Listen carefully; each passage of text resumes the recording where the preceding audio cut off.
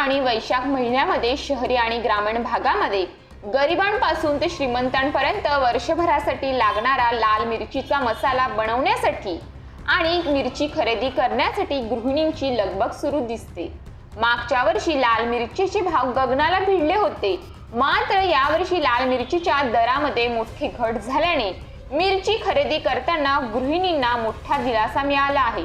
तर बाजारातून मिरची खरेदी करून ती रखरखत्या उन्हात सुकून मिरचीचे डेंगे तोडून ती मिरची दळण्यासाठी बाजारपेठेतील मसाला गिरणीवर नेऊन त्यापासून चवदार असा मसाला बनवण्यात येतो।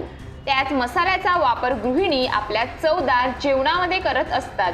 यावर्षी मिरचीच्या दरामध्ये घट झाल्याने मसाला गिरण्यांवर महिला भगिनींची मोठी गर्दी पाहायला मिळते।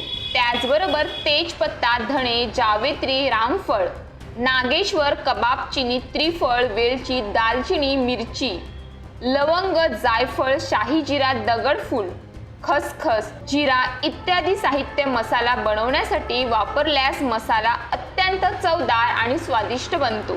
या सर्व खडा मसाल्याचे दर स्थिर असल्याने गृहिणींना यातही थोडासा दिलासा मिळाला आहे।